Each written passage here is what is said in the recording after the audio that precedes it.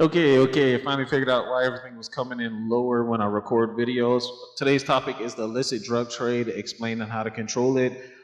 Basically, this is just a hypothesis on how to actually help curtail the trade of illicit drugs. And I think we just have to start looking at drugs as different, just like any other products, such as alcohol, marijuana, Big Mac and fries, Skittles, sugary drinks, beverages, candy, cookies, just like that. So it has to be controlled at a moderate level and make it safer, just like we did with alcohol. It's a lot less alcohol poisoning since it was made legal. But I'm not saying that I want people on the street using drugs openly. Currently, like right in San Francisco, no. Okay. So the agenda of it, we're just going to talk about the category of drugs, talk about cannabis legalization, the limits of legalization on hard drugs, what I call the control framework, operational model, long-term strategy, the history of the drug trade throughout the world, and then come with a conclusion. So first, there are 5 major categories of illicit drugs. I see that illicit spelled wrong. Yes. Okay, we have opium, coca, amphetamine, cannabis, hallucinogens. Those are the majority of them. A lot of anything that you have out there falls under these main categories on it. Okay, opium, basically derivative from the poppy seed. Just think Afghanistan. This is where you get the oxycodone from, which falls under this. Shout out to the Sackler family. They got very wealthy off this on destroying people. Morphine was originally came from opium. From opium, we got heroin. From heroin, we got fentanyl. Now they make it synthetically as well. Coca. The coca plant has lived in South America for a very, very long time. It was only until it was changed into cocaine that it became a huge problem. But just like how it was transferred into cocaine, it can be transferred to something else that makes it as harmless as it was in the plant form, but just not the same. Then you have amphetamine. Amphetamine really does not have, well, it does have some medical terms. It helps keep people awake, move faster, can really help with working, but just like anything abused, it destroys you. Methamphetamine, you can see it on people, the harmful effects of it. Now, cannabis. To me, cannabis, aka marijuana, it is one of the least harmful. Shouldn't even be on the list with these drugs. The reason why I list it is because we do still have issues with it. Honestly, if they would just completely legalize it to where people could grow their own, then it would solve more issues. But the main reason why cannabis is illegal is because of hemp. It's not even because of marijuana. It's because of hemp. They do not want hemp to be legal. Big business pays to keep cannabis illegal. The biggest problem with cannabis, it makes people just not do nothing. They just chill, which they're not hurting anybody. And this is America. Hallucinogens are very dangerous and must be with doctors' supervision. Yes, ketamine is for animals. People are taking it. I don't know why. Well, of course, I do know why they want to get high. LSD, and all these other drugs, mushrooms, they're very dangerous. Many people have died. Okay, so when I talk about cannabis legalization, I don't see why cannabis cannot just be treated just like tobacco for it to where it could just be turned over to Philip Morrison.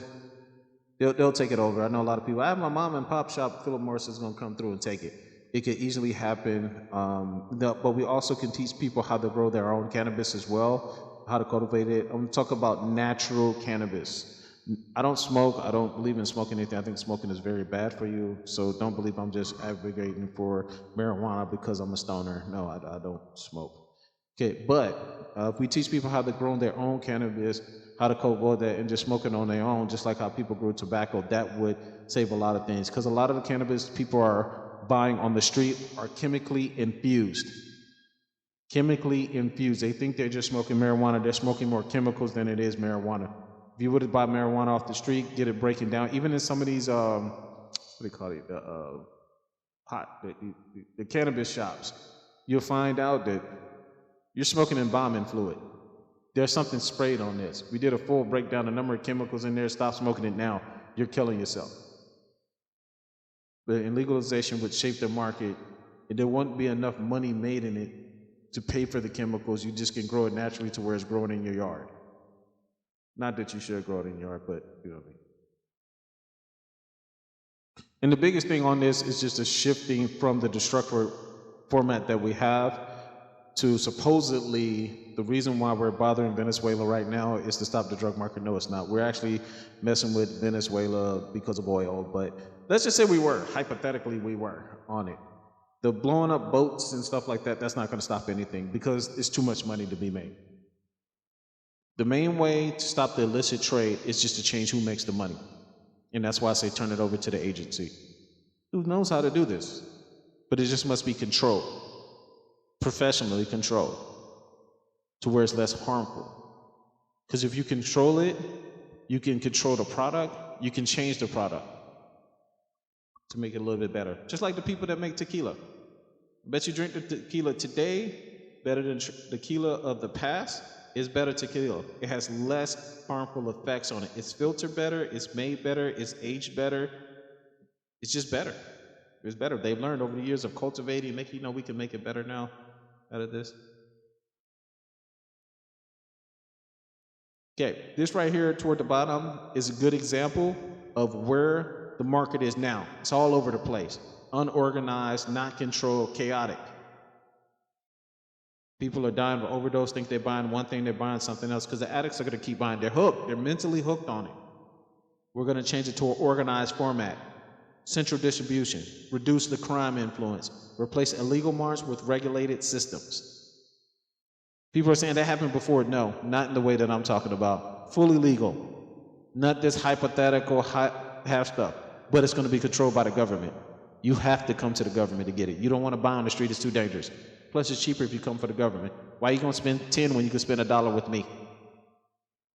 And that's why it has to be done with agents. It has to be done by people with a certain mindset. This is a 20-year plan, not a 2-year plan, not a 3-year plan.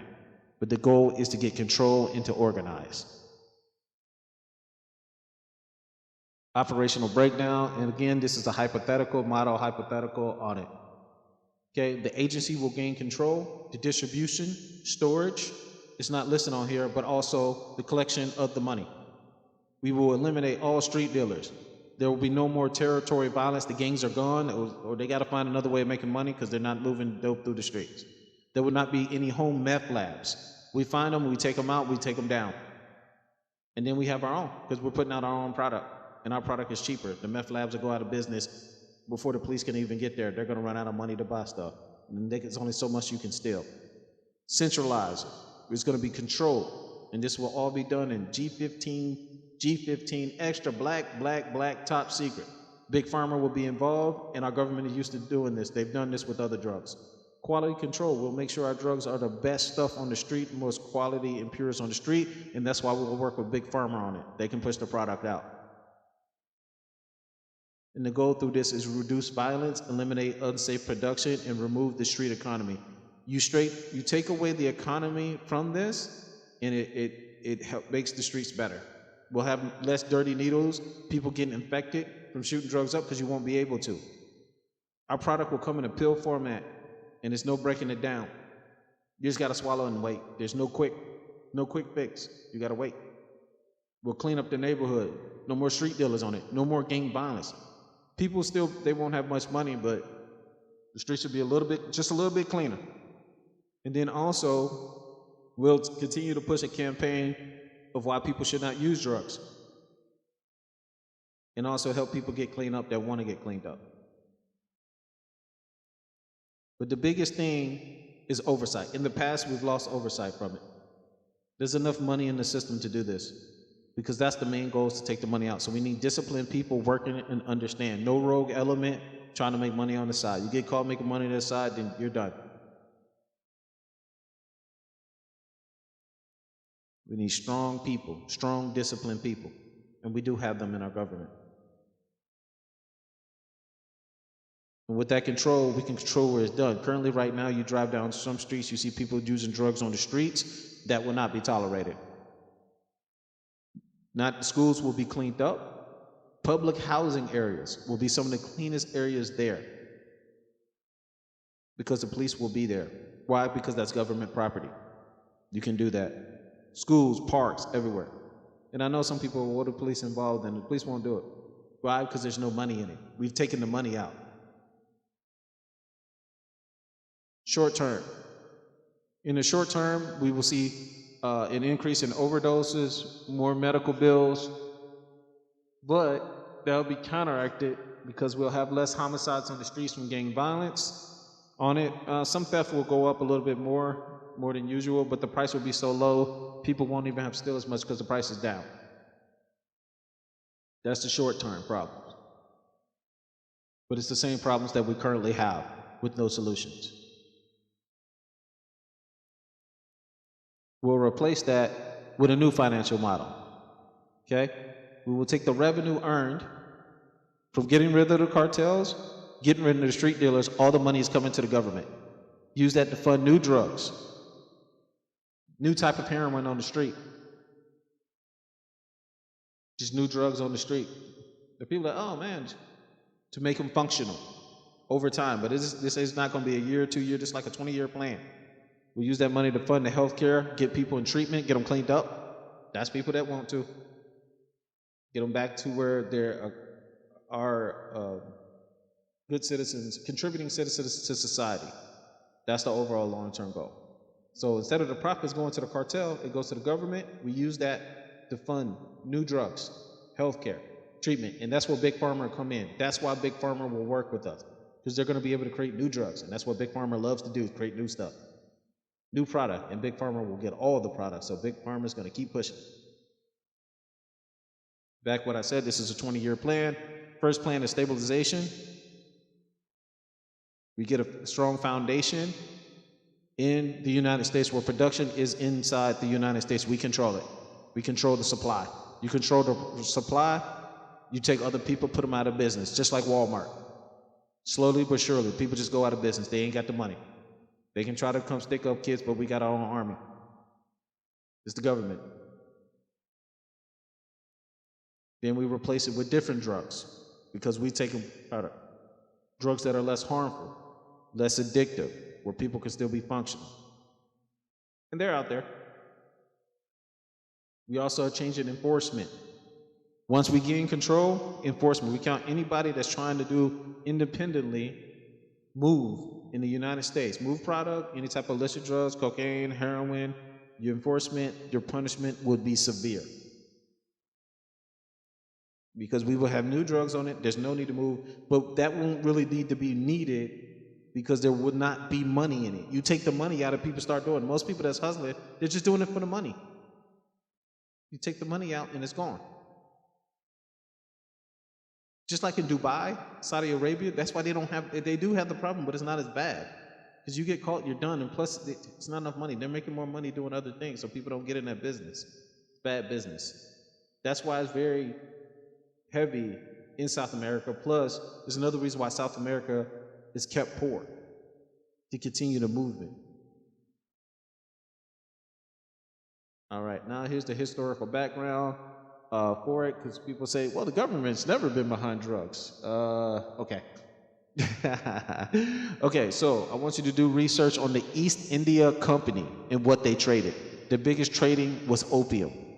China tried to stop it because it was killing the Chinese people. They said, nope, you will do this, and that's where Hong Kong got created. Hong Kong was built off drugs, opium, built on dead bodies. Moved up the currently, that's why China's pushing fentanyl. And they don't care because the British pushed opium on them. Now this is payback, and they see us just like the British. In closing, something needs to be done. Something needs to be done. And this is just an idea. We need to do something because our current strategy is not working. It's not working. Thank you.